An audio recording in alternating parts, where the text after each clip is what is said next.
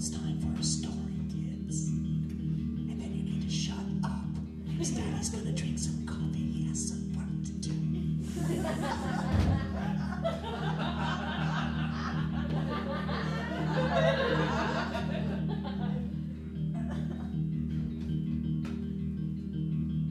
I forgot to show you this book my 5-year-old got from the library for his daddy who cuts hair.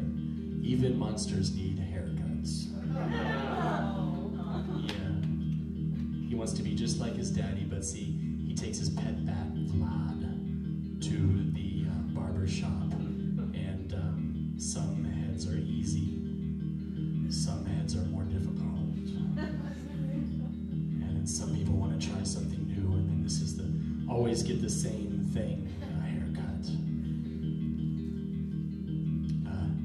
Actually, I don't have kids. I got this from Joe's library at 2 o'clock in the morning last night. I like to go there by myself. Is that wrong? With a flashlight? I'm just not into bars. I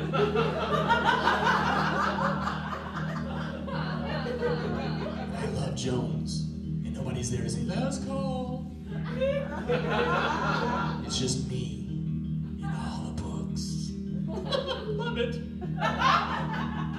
Will you be my friend on Facebook?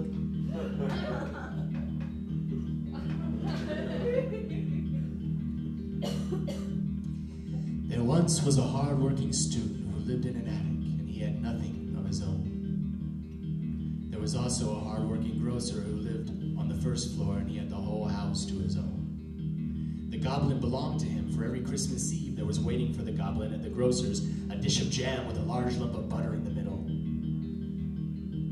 Stories from the 1800s had a lot of goblins in them.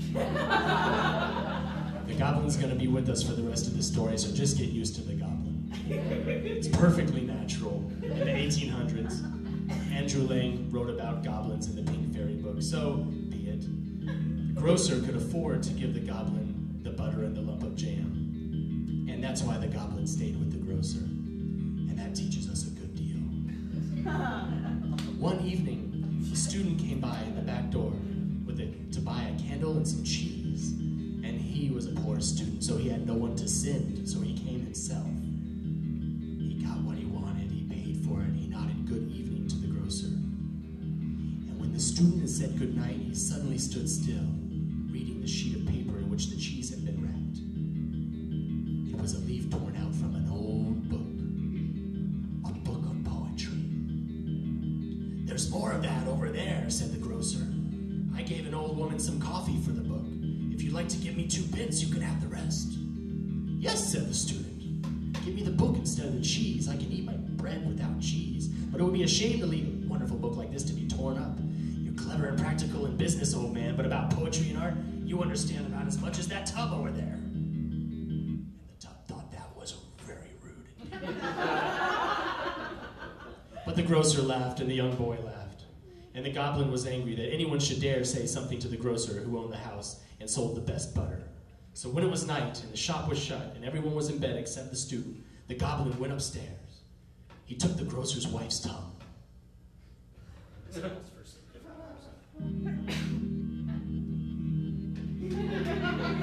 Goblins, removable tongues, this is all part of life in the 1800s. She didn't use it when she slept, so there's no harm in that. Just like there's no harm of me going into Jones Elementary. Took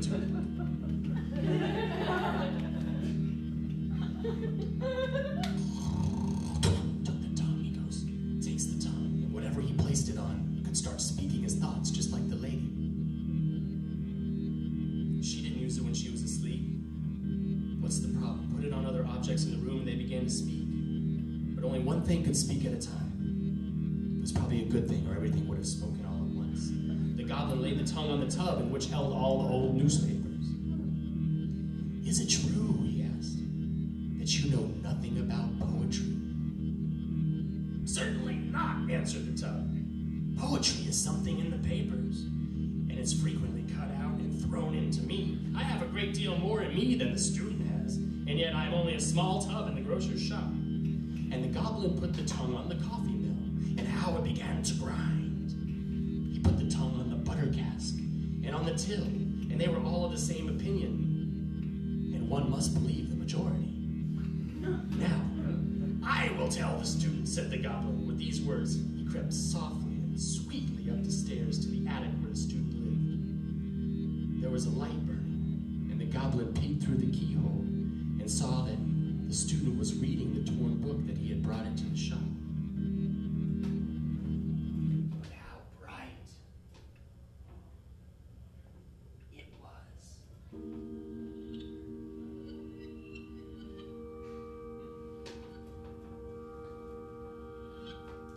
Out of the book shot a streak of light which grew into a large tree, spread its branches far above the student.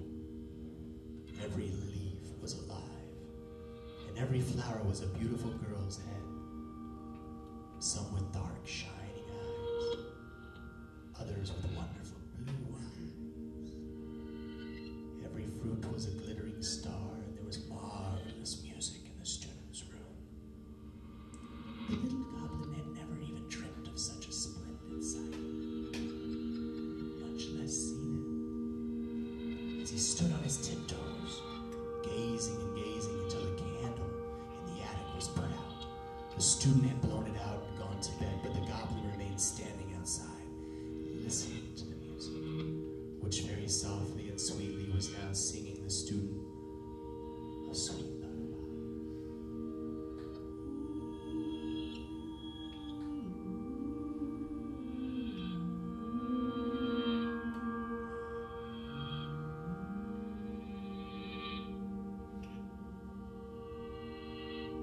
I've never seen anything like this, said the goblin. I've never experienced this. I must stay with the student. The little fellow thought it over, for he was a sensible goblin, and then he sighed. The student has no jam. And on he went down to the grocer, and it was a good thing he did go back, because the tub had nearly worn out the tongue.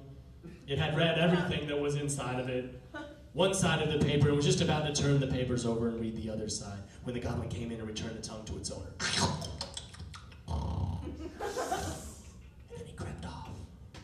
But the whole shop, from the till down to the shavings, from that night had changed their opinion of the tub. They looked up to the tub. They had such faith in the tub that they were under the impression that when the grocer read from the art and drama critiques out of the paper in the evenings, it all came from the tub. But the goblin could no longer sit quietly listening to the wisdom and intellect downstairs. No, as soon as the light shone in the evening from the attic, it seemed to him as though its beams were strong ropes dragging him up, and he had to go peep through the key.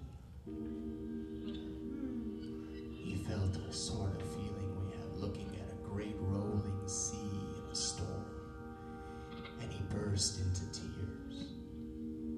He could not himself say why he wept, but in spite of the tears, he felt so happy. How beautiful it must be to sit under the tree with the student. But that he could not do. He had to be content himself with the keyhole and be happy there. There he stood out on the cold landing in the autumn wind blowing through the cracks of the floor. It was very, very cold. And that's when he first found that when the light from the attic was put out and the music and the wood died away, it froze him to the bone, and he crept down into his warm corner, down where it was comfortable and cozy.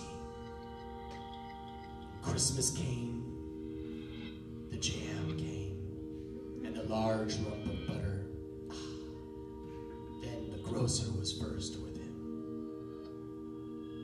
But in the middle of the night, the goblin awoke, hearing a great noise and knocking against the shutters, people hammering from the outside. A watchman was blowing his horn, a great fire had broken out, and the whole town was in flames. Was it the house? Or was it a neighbor's? Where was it? The alarm increased. The grocer's wife was so terrified, she took her gold earrings out of her ears. She put them in her pocket so she could save something. The grocer took all of his account books, and the maid her black silk dress. Everyone wanted to save his most valuable possession, and so did the goblin. And in a few leaps, the stairs into the student's room. He was standing quietly by the open window, looking at the fire that was burning in the neighbor's house across the street. The goblin seized the book that was lying on the table, and he put it inside his little red cap. He clasped it with both hands. The best treasure in the house was saved. And then he climbed onto the roof with it and onto the chimney.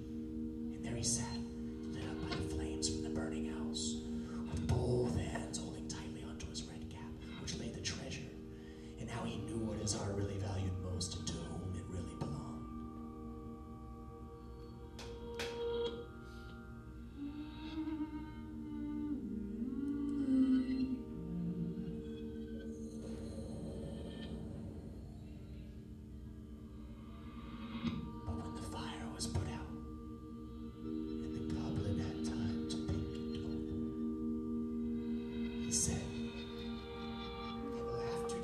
Myself between the two.